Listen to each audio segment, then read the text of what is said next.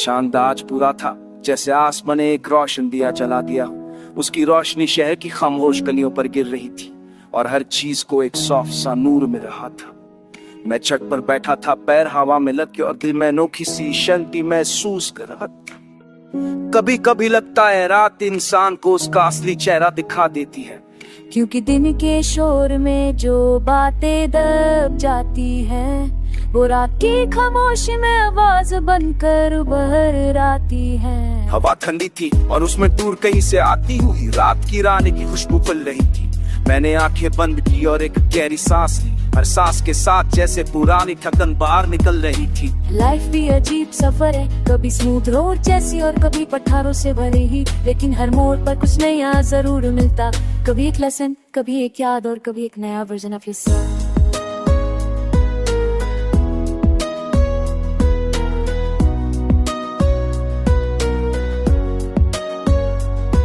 मुझे याद है वो दिन जब हम बिना किसी वजह के हंस पकते थे। तुम्हारी बातों में एक वॉक थी जैसे सर्दियों की धूप। जब तुम पास होते थे तो लगता था दुनिया बिल्कुल थी जगह पर है, और जब तुम दूर गए तब समझ आया कि अटैचमेंट कितनी क्वाइटली दिल में जगह बना लेती है। लेकिन वक्त ने ये भी सिखाया कि लेटिंग गो भी एक तरह का लव होता है, एक साइलेंट वॉक। तुम जहाँ भी खुश रहो, जब मैं पीछे मुड़ कर देखता हूँ था स्ट्रगल एक टीचर लगता है। हर हार्ट ब्रेक में मुझे थोड़ा और जेंटल बना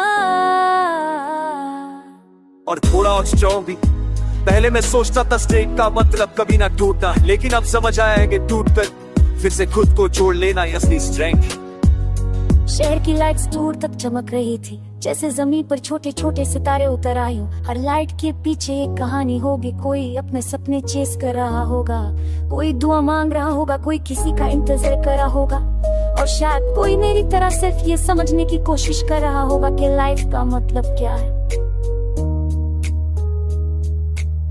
मैंने अब एक्सपेक्टेशंस को हल्का कर दिया है। जब हम ज्यादा एक्सपेक्ट करते तो दिल पर उन्हें बोझ आ जाता है, लेकिन जब हम अप्रिशिएट करते हैं जो है तब दिल ऑटोमेटिकली लाइट फील करता है। ग्रेटिट्यूड एक छोटी सी हैबिट है, मगर ये अंदर एक बड़ा सुकून पैदा करती है।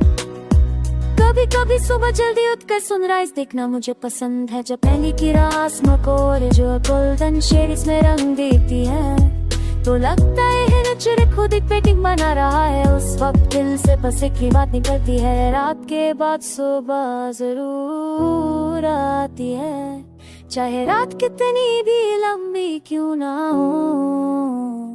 मैंने ये भी सीखा है कि हर रिश्ता फॉरएवर नहीं होता, और ये ठीक है। कुछ लोग हमारी स्टोरी के सिर्फ चैप्टर होते हैं, पूरी किताब नहीं, लेकिन उनका रोल उतना ही इम्पोर्टेंट होता, क्योंकि उनके बिना कहानी अधूरी लगती।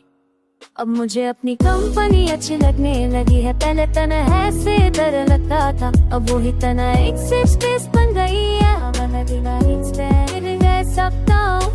कभी लॉन्ग ड्राइव्स, कभी स्लो म्यूजिक, कभी सिर्फ खामोशी,